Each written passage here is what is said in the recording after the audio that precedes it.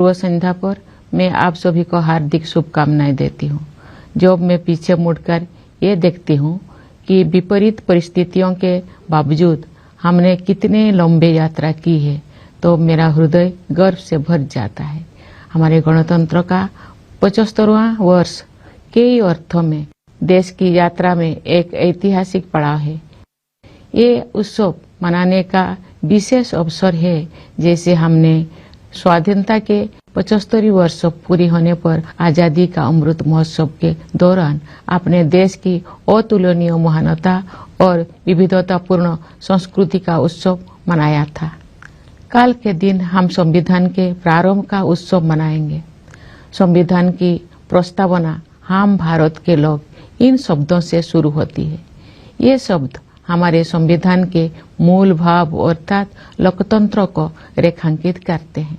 भारत की लोकतांत्रिक व्यवस्था लोकतंत्र की पश्चिमी अवधारणा से कहीं अधिक प्राचीन है, इसीलिए भारत को लोकतंत्र की जननी कहा जाता है। एक लंबे और कठिन संघर्ष के बाद 15 अगस्त 1947 को हमारा देश विदेशी शासन से मुक्त हो गया, लेकिन उस समय भी देश में सुशासन तथा देशवासियों में निहित क्षमताओं और प्रतिभाओं को उन्मुक्त विस्तार देने के लिए उपयुक्त मूलभूत सिद्धांतों और प्रक्रियाओं को स्वरूप प्रदान करने का कार्य चल ही रहा था। संविधान सभा ने सुशासन के सभी पहलुओं पर लगभग 3 वर्षों तक विस्तृत चर्चा की और हमारे राष्ट्र के महान आधारभूत ग्रंथ यानी भारत के संविधान की रचना की। आज के दिन हम सब देशवासी उन दूरदर्शी जननायकों और अधिकारियों का कृतज्ञतापूर्वक स्मरण करते हैं, जिन्होंने हमारा भव्य और प्रेरक संविधान के निर्माण में अमूल्य योगदान दिया था। हमारा देश स्वतंत्रता की शताब्दी की ओर बढ़ते हुए अमृत काल के प्रारंभिक दौर से गुजर रहा है। ये एक युगांतकारी परिवर्तन का कालखंड है। हमें अपने देश को नई ऊंचाइयों तक ले जाने का सुनहरा अवसर मिला है। हमारा लक्ष्यों को प्राप्त करने के लिए प्रत्येक नागरिक का योगदान महत्वपूर्ण होगा। इसके लिए मैं सभी देशवासियों से संविधान में निहित हमारे मूल कर्तव्यों का पालन करने का अनुरोध करूंगी। ये कर्तव्य आजादी के 100 वर्ष पूरी होने तक भारत को एक विकसित राष्ट्र बनाने की दिशा में प्रत्येक नागरिक के आवश्यक दायित्व है। इस संदर्भ में मुझे महात्मा गांधी का स्मरण होता है। बापू ने ठीक ही कहा था, जिसने केवल अधिकारों को चाहा है, ऐसे कोई भी प्रजा उन्नति नहीं कर सकी है। केवल वही प्रजा उन्नति कर सकी है जिसने कर्तव्यों का धार्मिक रूप से पालन किया है। मेरे प्यारे देशवासियों, गणतंत्र दिवस हमारे आधारभूत मूल्यों और सिद्धांतों को स्मरण करने का एक महत्वपूर्ण अवसर है। जब हम उनमें से किसी एक बुनियादी सिद्धांतों पर चिंतन करते हैं, तो स्वाभाविक रूप से अन्य सभी सिद्धांतों पर भी हमारा ध्यान जाता है। संस्कृति, मान्यताओं और परंपराओं की विविधता हमारे लोकतंत्रों का अंतर्निहित आयाम है। हमारे विविधता का ये उत्सव समता पर आधारित है, जिसे न्याय द्वारा संरक्षित किया जाता है। ये सब स्वतंत्रता की वातावरण में ही संभव हो पाता है। इन मूल्यों और सिद्धांतों की समग्रता ही हमारी भारतीयता का आधार है। Doctor B.R. अम्बेडकर के प्रबुद्ध मार्गदर्शन में प्रवाहित इन मूलभूत जीवन मूल्यों और सिद्धांतों में रची बसी संविधान की भावधारा ने सभी प्रकार के भेदभाव को समाप्त करने के लिए सामाजिक न्याय के मार्ग पर हमें अडिग बनाए रखा है। मैं ये उल्लेख करना चाहूंगी कि सामाजिक न्याय के लिए अनवरत युद्धरत रहे श्री कर्पूरी ठाकुर जी की जन्म शताब्दी का उत्सव काल ही संपन्न हुआ है। कर्पूरी जी पिछड़े वर्गों के सबसे महान पक्षकारों में से एक थे, जिन्होंने अपना सारा जीवन उनके कल्याण के लिए समर्पित कर दिया था। उनका जीवन एक संदेश था। अपने योगदान से सार्वजनिक जीवन को समृद्ध बनाने के लिए मैं कर्पूरी जी को अपनी श्रद्धांजलि अर्पित करती हूँ। हमारे गणतंत्र की मूल भावना से एकजुट होकर 140 करोड़ से अधिक भारतवासी एक कुटुंब के रूप में रहते हैं। दुनिया के सबसे बड़े इस कुटुंब के लिए सह अस्तित्व की भावना भूगोल द्वारा थोपा गया बोझ नहीं है, बल्कि सामूहिक उल्लास का सहज स्रोत है, जो हमारे गणतंत्र दिवस के उत्सव में अभिव्यक्त होता है। इस सप्ताह के आरंभ में हम सबने अयोध्या में प्रभु श्री राम के जन्म स्थान पर निर्मित भव्य मंदिर में स्थापित मूर्ति की प्राण प्रतिष्ठा का ऐतिहासिक समारोह देखा। भविष्य में जब इस घटना को व्यापक परिप्रेक्ष्य में देखा जाएगा, तब इतिहासकार भारत द्वारा अपने सभ्यतागत विरासत की निरंतर खोज में युगांतकारी आयोजन के रूप में इसका विवेचन करेंगे। उचित न्यायिक प्रक्रिया और देश के उच्चतम न्यायालय के निर्णय के बाद मंदिर का निर्माण कार्य आरंभ हुआ। अब ये एक भव्य संरचना के रूप में शोभायमान है। ये मंदिर न केवल जन जन की आस्था को व्यक्त करता है, बल्कि न्यायिक प्रक्रिया में हमारे देशवासियों की अगाध आस्था का प्रमाण भी है।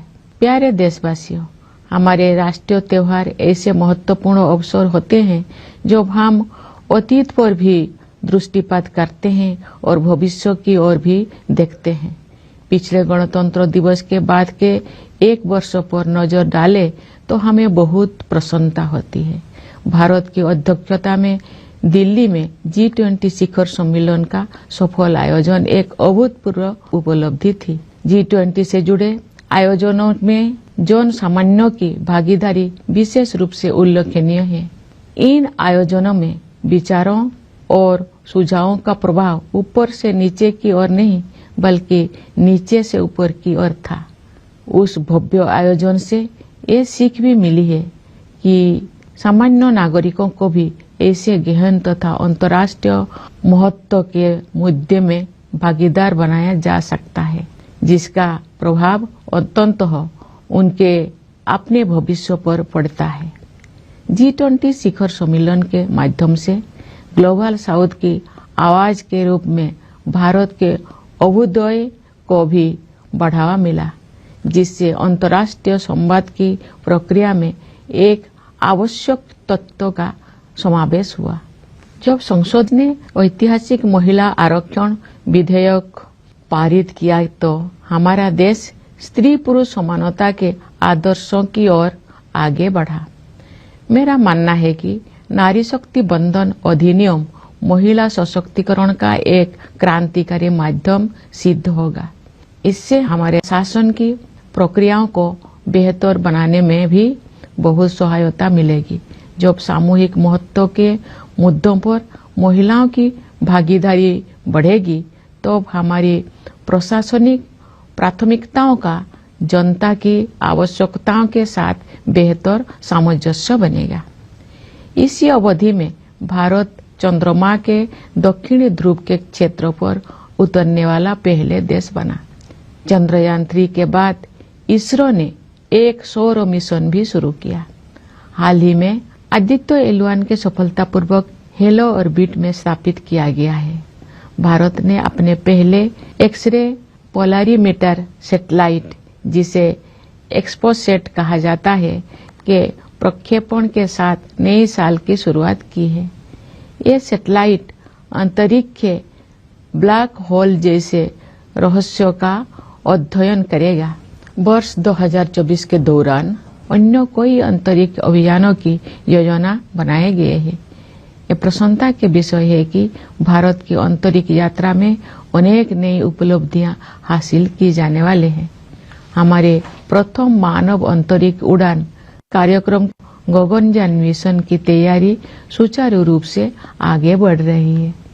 हमें अपने वैज्ञानिकों और प्रौद्योगिकी विशेषज्ञों पर सदैव गर्व रहा है, लेकिन अब ये पहले से कहीं अधिक ऊंचे लक्ष्य तय कर रहे हैं और उनके अनुरूप परिणाम भी हासिल कर रहे हैं।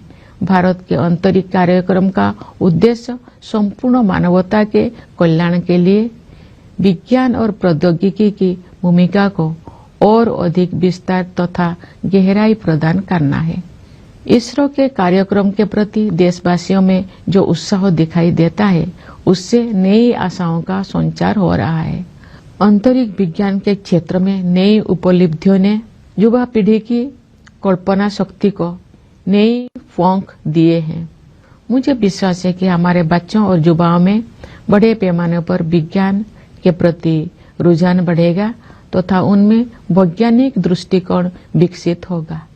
अंतरिक्ष विज्ञान की इन उपलब्धियों से युवाओं, विशेषकर युवा महिलाओं को ये प्रेरणा मिलेगी कि वे विज्ञान और प्रौद्योगिकी को अपना कार्य क्षेत्र बनाएं। मेरे प्यारे देशवासियों, आज का भारत आत्मविश्वास के साथ आगे बढ़ रहा है। सुदृढ़ और स्वस्थ अर्थव्यवस्था इस आत्मविश्वास का कारण भी है और परिणाम भी। हाल के वर्षों में सकल घरेलू उत्पाद की हमारी वृद्धि दर प्रमुख अर्थव्यवस्थाओं में सबसे अधिक रही है।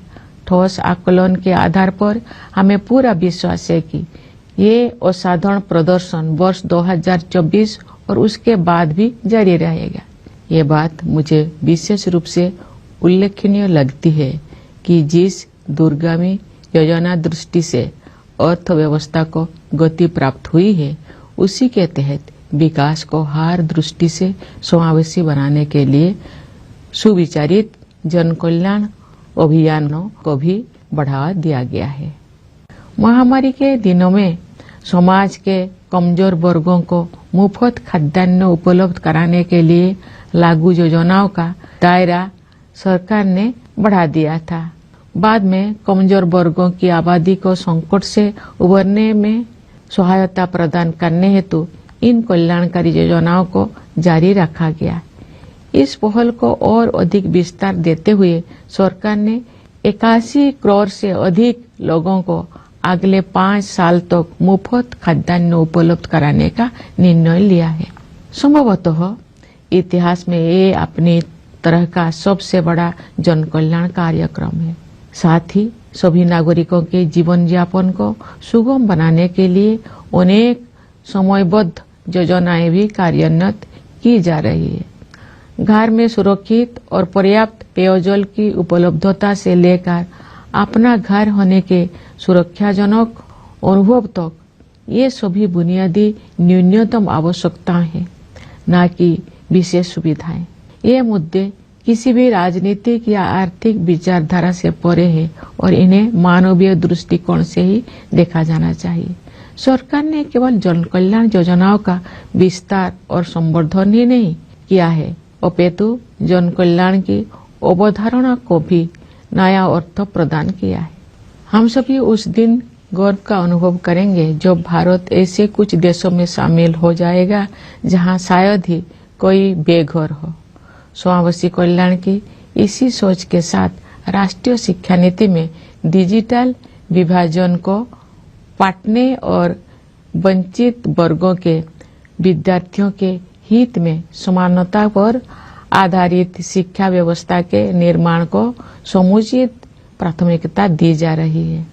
आयुष्मान भारत योजना के विस्तारित सुरक्षा कवच के तहत सभी लाभार्थियों को शामिल करने का लक्ष्य है। इस संरक्षण से गरीब और कमजोर वर्गों के लोगों में एक बहुत बड़ा विश्वास जगा है। हमारे खिलाड़ियों ने अंतर्राष्ट्रीय मंच पर भारत का मान बढ़ाया है। पिछले साल आयोजित एशियाई खेलों में हमने 107 पदकों के नए कीर्तिमान के साथ इतिहास रचा और एशियाई पैरा खेलों में हमने 111 पदक जीते। ये अत्यंत प्रसन्नता की बात है कि महिलाएं हमारी पदक तालिका में बहुत प्रभावशाली योगदान दे रही है। हमारे श्रेष्ठ खिलाड़ियों की सफलता से बच्चों को विभिन्न खेलों में भाग लेने के लिए प्रेरणा मिली है, जिससे उनका आत्मविश्वास बहुत बढ़ा है। मुझे विश्वास है कि नई आत्मविश्वास से भरपूर हमारे खिलाड़ी आगामी पेरिस ओलंपिक में और भी अच्छा प्रदर्शन करेंगे। प्यारे देशवासियों, हाल के दौर में विश्व में अनेक स्थलों पर लड़ाइयाँ हो रही है और दुनिया के बहुत से हिस्से हिंसा से पीड़ित है। जब दो परस्पर विरोधी पक्षों में से प्रत्येक मानता है कि केवल उसी की बात सही है और दूसरे की बात गलत है, तो ऐसी स्थिति में समाधान परक तर्क के आधार पर ही आगे बढ़ना चाहिए।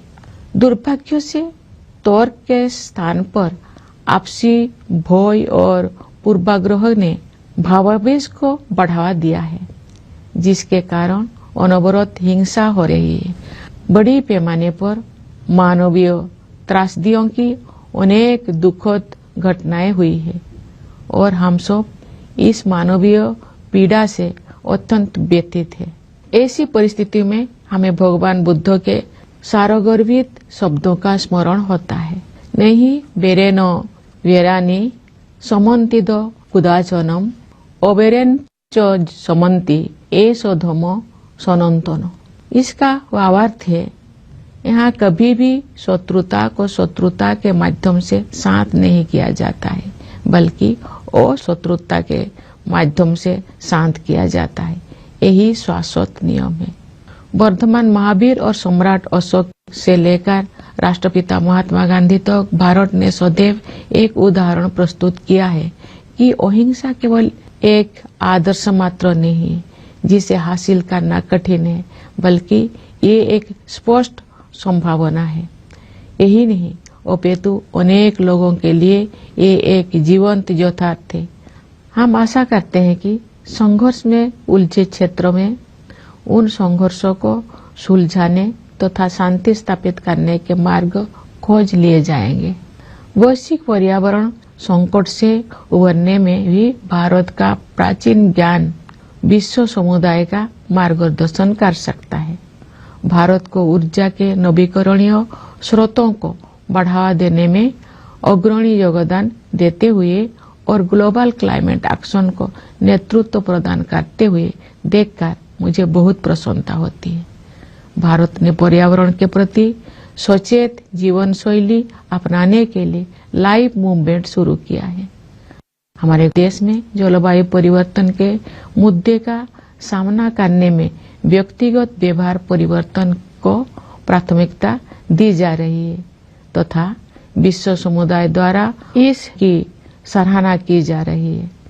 हर स्थान के निवासी अपनी जीवन शैली को प्रकृति के अनुरूप ढालकर अपना योगदान दे सकते हैं और उन्हें ऐसा करने ही चाहिए। इससे न केवल भावी पीढ़ियों के लिए पृथ्वी का संरक्षण करने में सहायता मिलेगी, बल्कि जीवन की गुणवत्ता भी बढ़ेगी।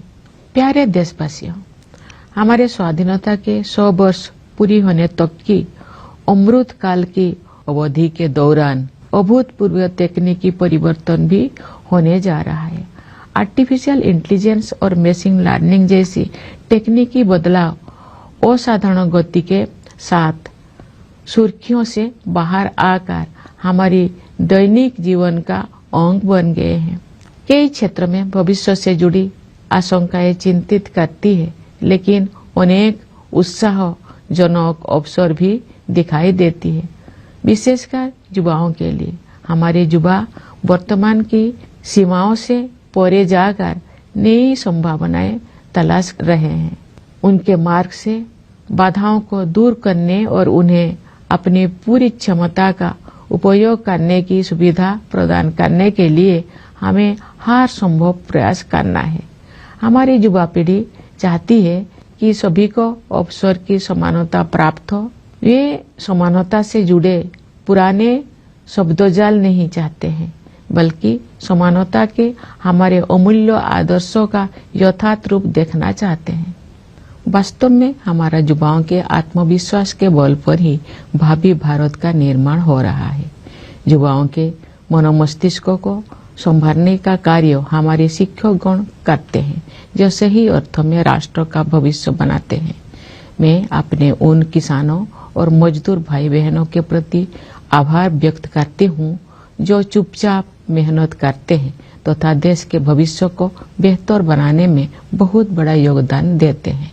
गणतंत्र दिवस के पावन अवसर की पूर्व संध्या पर सभी देशवासी हमारे सशस्त्र बलों, पुलिस और अर्धसैन्य बलों का भी कृतज्ञता पूर्वक अभिनंदन करते हैं। उनकी बहादुरी और सतर्कता के बिना हम उन प्रभावशाली उपलब्धियों को प्राप्त नहीं कर सकते थे जो हमने हासिल कर ली है। अपने वाणी को विराम देने से पहले मैं न्यायपालिका और सिविल सेवाओं के सदस्यों को भी शुभकामनाएं देना चाहती हूँ। विदेशों में नियुक्त भारतीय मिशनों के अधिकारियों और प्रवासी भारतीय समुदाय के लोगों को मैं गणतंत्र दिवस की बधाई देती हूँ। आइए हम सब यथाशक्ति राष्ट्र और देशवासियों की सेवा में स्वयं को समर्पित करने का संकल्प करें। इस शुभ संकल्प को सिद्ध करने के प्रयास हेतु आप सभी को मेरी हार्दिक शुभकामनाएं। धन्यवाद। जय हिंद, जय भारत।